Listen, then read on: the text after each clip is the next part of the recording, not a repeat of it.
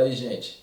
Nesse vídeo eu quero tratar com vocês mais um pouco ainda, trabalhar um pouquinho melhor, né? Essa questão das transformações lineares. Eu trouxe uma questão aqui que caiu numa prova do curso de computação lá do CEDERJ, tá? A abordagem você vai perceber que é um pouquinho diferente do que a gente está acostumado, por isso que eu achei interessante trazer essa questão para a gente trabalhar aqui, tá? Então olha só, né? Caiu um AP2 lá de 2015-1. Ele fala assim, ó, para cada uma das transformações lineares de R3 em R3 abaixo, determine uma base para o seu núcleo e sua dimensão, uma base para a sua imagem e sua dimensão. E diga se a transformação é injetora ou sobrejetora, justificando a sua resposta, tá? Nessa prova aqui, essa questão valia 4 pontos, ó, quase metade da prova. Então fique esperto aí com as questões das transformações lineares, tá? Como que ele definiu a transformação do item A? Ele falou que é L de x, tá? Esse x aqui você entende como sendo um vetor lá do R3, tá? E ele escreveu aqui, ó, x1 menos x3, né? x2, x3 e botou esse t aqui de transposta aqui em cima, tá? Isso daqui não vai influenciar praticamente em nada, né? Mas é interessante você ver esse tipo de abordagem, porque de repente chega na hora da prova, você pensa assim que, sei lá, não é uma transformação linear, apesar de ter dito ali, você não sabe nem como trabalhar, porque às vezes você pode estar acostumado a trabalhar com coisas assim, ó, t de x, y, z igual alguma coisa aqui, né, aqui e aqui, entendeu? Sei lá, x mais y, z, x menos y. Às vezes a gente está acostumado mais com esse tipo de notação, tá? Mas essa notação aqui também está correta, não tem problema, eu vou proceder da mesmíssima forma que eu procedo para poder calcular aquilo ali, tá? Eu só tenho que observar, né, que isso daqui se trata da mesma coisa, né, do que uma transformação daquele tipo, tá certo? Então vamos ver como é que a gente faz aí no caso do item A, beleza? Então eu vou apagar aqui, vamos resolver esse item A.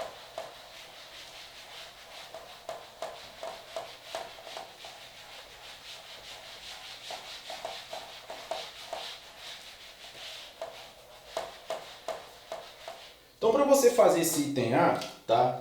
Você tem que ter em mente que você tem que determinar o quê? Primeiramente, né?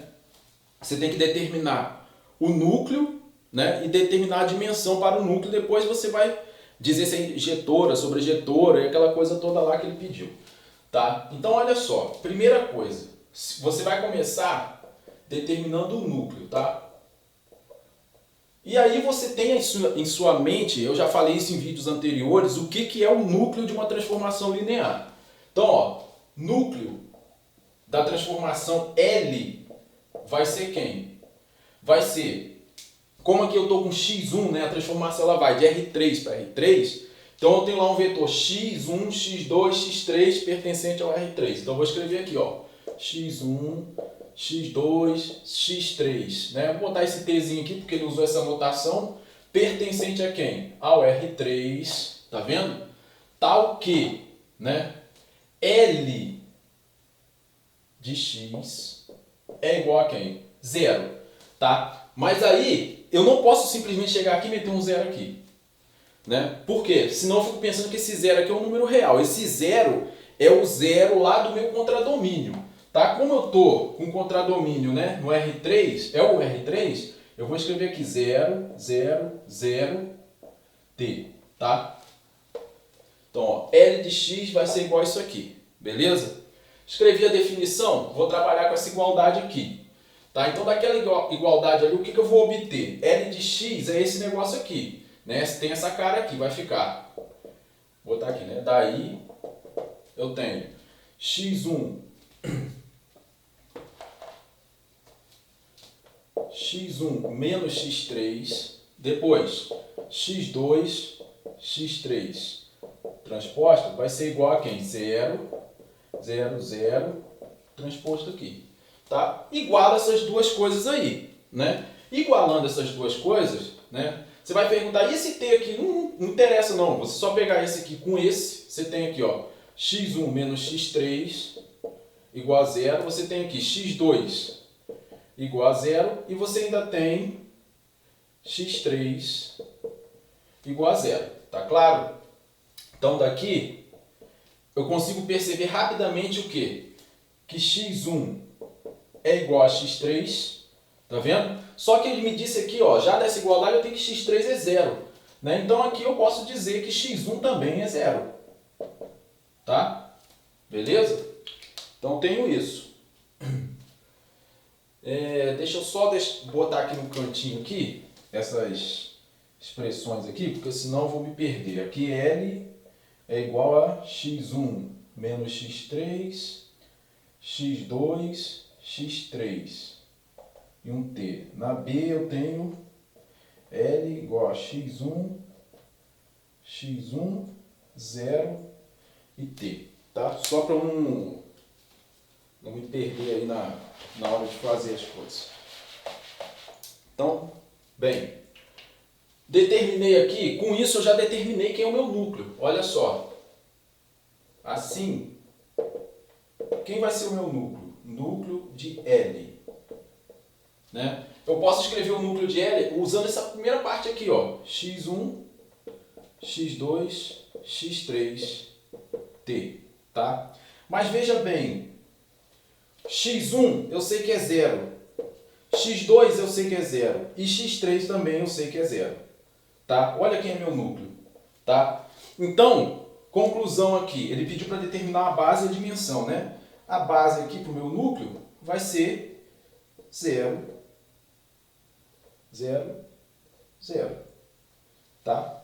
A base é isso aqui. E a dimensão disso aqui? Dimensão do núcleo de L. É 0 também, porque eu tenho um vetor nulo. Com isso aqui, eu já consigo dizer se ela é injetora ou sobreinjetora. Ou melhor, se ela é injetora. Por quê? Eu tenho um teorema de ida e volta que diz o seguinte, que se eu tenho uma transformação linear, tá? Essa transformação linear é injetora se e somente se o núcleo da minha transformação for o vetor nulo. Tá? Você está vendo aqui que o núcleo da minha transformação é quem? É o vetor nulo. Né? Então isso quer dizer, daqui, ó, que T é injetora. Tá? Então aqui eu usei o teorema.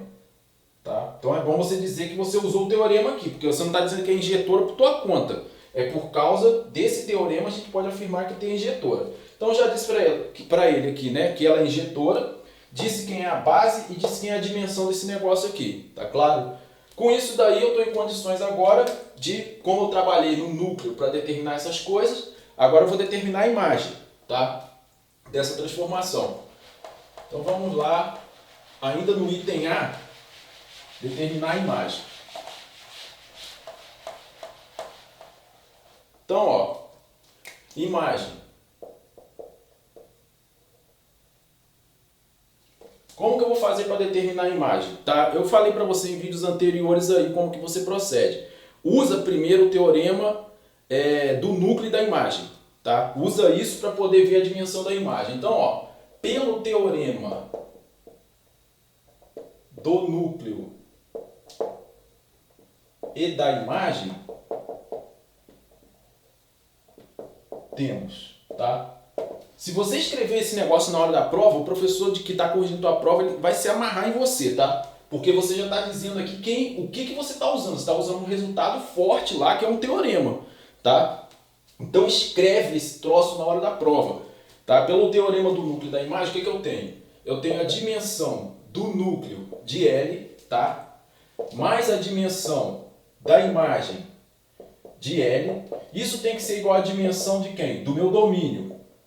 No caso lá eu estou com R3, tá? Dimensão do domínio, lembra que é dimensão do domínio, tá? Você lembra que a minha transformação ela faz isso, ó, ela vai de R3 para R3, domínio contra domínio. Então aqui, ó, domínio. Aí coincide o domínio com contradomínio, mas nem sempre é assim, tá? Então aqui é 0, tá? Porque eu já vi aqui. A dimensão da imagem de L vai ser igual a quem? A dimensão do R3, que eu sei que é 3, tá certo? Dimensão é 3, beleza? Com isso daí, eu praticamente já resolvi o meu problema, né? Por quê? Quando a dimensão, né, como a dimensão desse fato aqui, a dimensão de L, né, é igual à dimensão do contradomínio, isso quer dizer que a minha transformação é o quê? Injetora. Então, ó, já vou justificar isso. Como dimensão da imagem de L é igual à dimensão né, do R3, isso aqui é o meu contradomínio aqui, contradomínio, então, L é sobrejetora, tá? Justifiquei, né? E ele pediu para determinar, eu já determinei aqui a dimensão, ó. Dimensão da imagem vai ser 3, tá? Já determinei que ela é sobrejetora e se ele quiser uma base para essa imagem, né? Quem seria a minha base aí? Tá? É só eu escolher 3 vetores lá do R3, né, que formam uma base. Né? Claro que eu vou escolher o mais simples possível, que são os vetores lá da minha base canônica. Então a base aqui para minha imagem seria quem? 1, 0, 0, T, 0, 1, 0, T e 0, 0, 1, T. Tá? Uma base aí para minha imagem, posso pegar a base canônica, né, porque a dimensão da minha imagem é 3.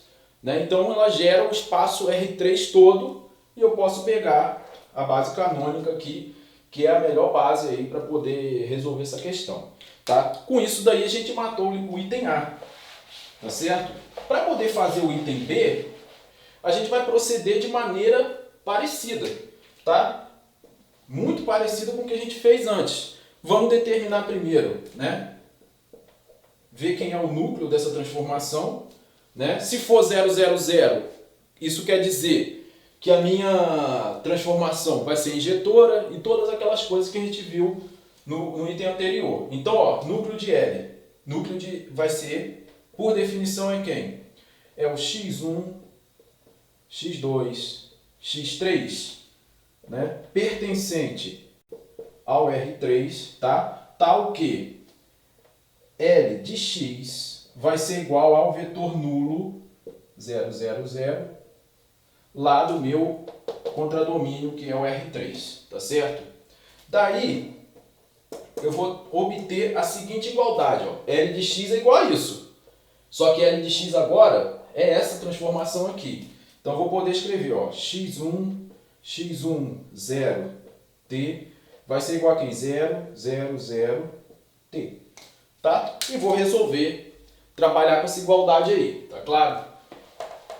Então você percebe que, assim, são questões aí batidas às vezes, né, que não tem muito o que mudar, às vezes muda um númerozinho, uma coisa assim, né, e você trabalha em cima disso aí tranquilamente, né.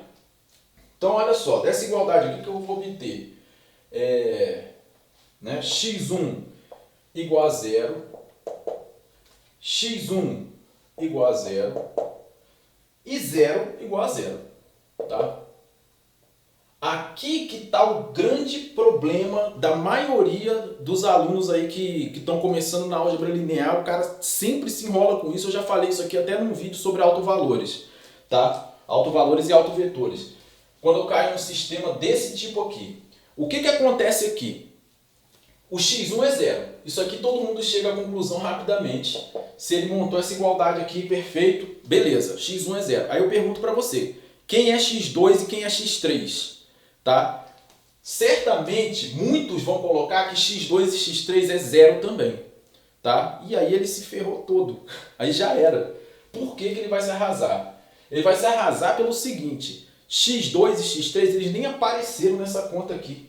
Tá? Nesse sistema. Isso quer dizer o quê? Que x2 e x3 são variáveis livres. Tá? Então, ó, vou botar uma observação aqui que x2 e x3 são livres, variáveis livres. Pode assumir qualquer valor real. Tá? Aí você vai perguntar para mim, Davi, isso faz diferença? Faz. Tá? Porque na hora de você dar a solução e dizer quem é o seu núcleo, você vai se enrolar se você não levar isso aqui em consideração. Então, ó, veja bem, assim, quem vai ser o núcleo? Núcleo de L vai ser igual x1, x2, x3, tá? Então, veja, x1 eu já sei que é 0. O x2 e o x3 eu disse que são livres, então eu vou deixar aqui, ó, x2, x3, tá? Isso daí vai ser o núcleo, né, com x2 e x3 números reais quaisquer, tá? esse daí é o meu núcleo, tá certo? E aí você vai me perguntar agora o seguinte, né? Ele não pediu para, né? Na verdade ele pediu para determinar o núcleo, uma base e a dimensão, né? Como que eu vou fazer para determinar a base e a dimensão desse núcleo aqui? Você vai perceber que se você desenrola rapidamente, tá? Como? Você trabalha com essa igualdade aqui, tá? Que eu esqueci de botar esse t, né? Então você teria isso aqui, ó. 0, x2, x3, t. Eu vou quebrar isso em dois vetores, tá? Vou fazer assim, ó. 0, x2. Depois, 0, tá? Mais, depois eu posso pegar quem? 0, 0, x3, t aqui. Tá vendo? Então se eu somar aqui, ó, 0, x2, ou melhor, somar aqui, né, 0 mais 0 vai dar 0, x2 mais 0 vai dar x2, 0 mais x3 dá x3. Então eu só quebrei o vetor aí em 2, tá? E nisso daqui, eu consigo escrever isso, ó, x2 que multiplica 0, 1, 0, né, t aqui, x3 que multiplica 0, 0, 1 e o t aqui, beleza? Então quem vai ser a base? A base, né, do meu núcleo vai ser 0, 1, 0, t, 0, 0, 1, t. Essa é a base para o meu núcleo, tá certo? Então a base. E quem é a dimensão? Dimensão do núcleo de L vai ser igual a quanto? É o número de vetores que eu tenho na minha base, é 2, tá certo? Consegui determinar a dimensão. Agora pergunta, T é injetora? T não é injetora, você vai justificar logo aqui, tá? T não é injetora, pois o que acontece aqui? O núcleo de L, né? Estou tão acostumado com T, com transformação, né? Então, ó, L não é injetora, pois o núcleo de L é diferente de quem? Do vetor 0, 0, 0, t, tá? Do vetor nulo. Se fosse igual, eu diria que ela é injetora, eu justifiquei, tá? Bom, feito isso, eu vou partir para determinar a minha imagem, tá certo?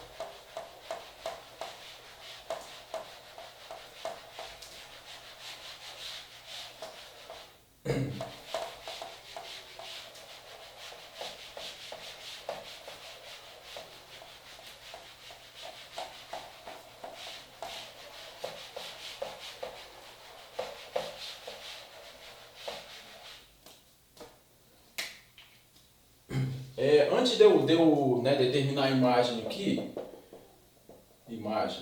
né?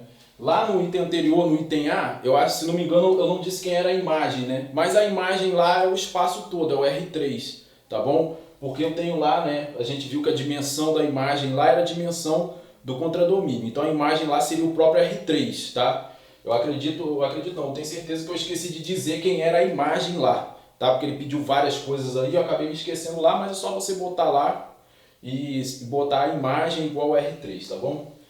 Aqui a imagem, como é que eu faço para determinar a imagem? Você começa usando aquele lance que eu te falei, tá? O teorema do núcleo da imagem. Então, ó, pelo teorema do núcleo e da imagem, temos que aí eu vou determinar logo a dimensão da imagem. Eu vou ter, ó, dimensão do núcleo de L mais dimensão da imagem de L é igual à dimensão do contradomínio, que no caso aqui é o R3, tá? Essa dimensão aqui eu já sei que é 2 porque eu fiz a conta anteriormente, né? Então eu vou substituir aqui. A dimensão do R3, ó, é 3. Então a dimensão da imagem de L, nesse caso, vai ser 3 menos 2, que vai dar 1, beleza? Como que eu determino, então, a imagem dessa transformação, né? Lá eu não precisei fazer conta nenhuma, eu até poderia trabalhar com essa transformação aqui, separar ela bonitinho, se eu quisesse, tá? Poderia seguir a mesma linha que eu vou seguir aqui agora. Mas lá eu não fiz aquela conta porque eu vi que a dimensão era 3, era desnecessário, então era o próprio R3, tá? Aqui, para determinar a imagem, né, eu vou fazer o seguinte, ó. eu vou pegar a transformação, tá? Daí, o que eu vou obter? Ó? L de x. Eu vou quebrar assim, né? Eu vou escrever x1, x1, 0, t. Vou botar esse x1 aqui multiplicando 1, 0, t. Tá vendo? Então, isso daqui, ó, já me dá a minha base para minha imagem, tá certo? Eu tenho a base e eu vou conseguir daqui automaticamente também determinar quem é a minha imagem, tá? A base é isso aqui, beleza? Base é 0, t.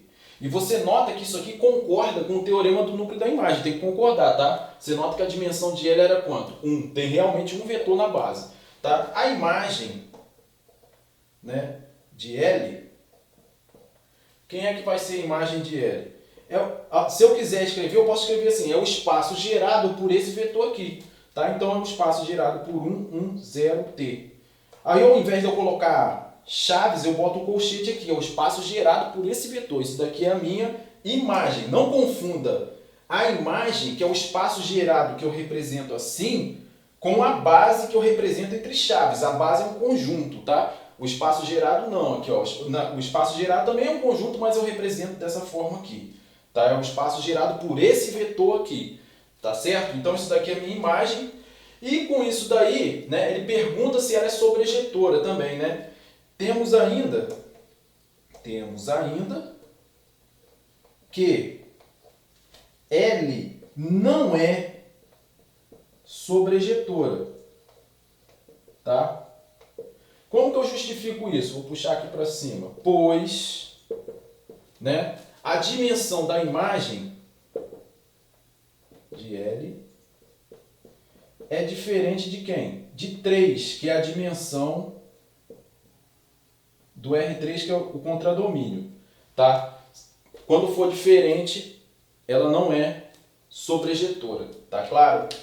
Então, assim, né, eu consigo mostrar aí quem é a minha imagem, tá? Como eu falei lá no item A que eu não fiz, eu poderia também determinar a imagem de L aqui, separando esses vetores assim, tá? Eu separaria aqui e conseguiria determinar a imagem de L, beleza? Mas lá eu não fiz essa conta, não fiz assim, por quê? Porque eu tinha, que era o R3 todo, né? Então, como era o R3 todo, eu peguei a base canônica. Se eu quisesse representar, dizer quem é a minha imagem, seria o R3 ou o espaço gerado pelos 3 vetores da base canônica, que é a mesmíssima coisa.